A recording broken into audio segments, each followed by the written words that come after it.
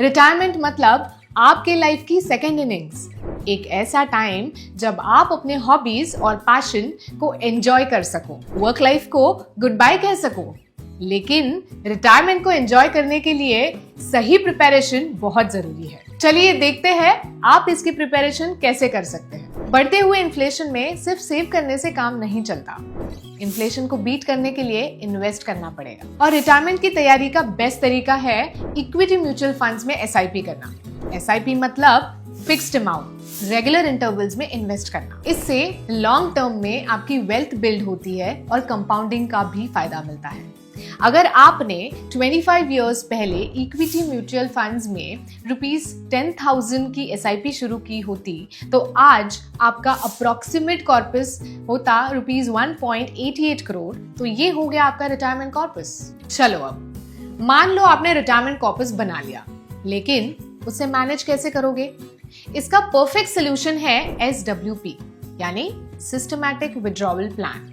ये एसआईपी का ऑपोजिट है। इससे आप अपने म्यूचुअल फंड इन्वेस्टमेंट से रेगुलरली एक फिक्स्ड अमाउंट विड्रॉ कर सकते हो और जो अमाउंट इन्वेस्टेड रहेगा उस पर कैपिटल अप्रिसिएशन मिलता रहेगा। चलिए इसका एक एग्जांपल देखते हैं। मिस्टर अरोरा की एज आज 80 इयर्स है।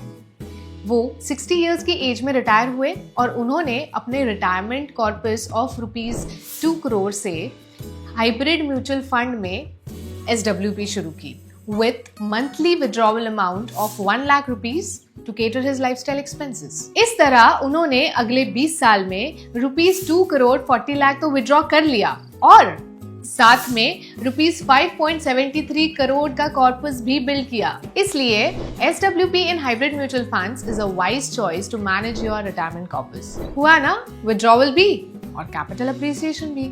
SIP से डिसिप्लिन्ड इन्वेस्टिंग होती है और SWP से रेगुलर कैश फ्लो। दोनों मिलके आपके रिटायरमेंट को सिक्योर और स्ट्रेस फ्री बना सकते हैं। So prepare for your desired retirement today.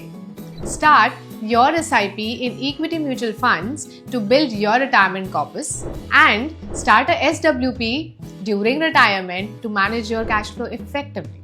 Mutual fund investments are subject to market risks. Read all scheme related documents carefully.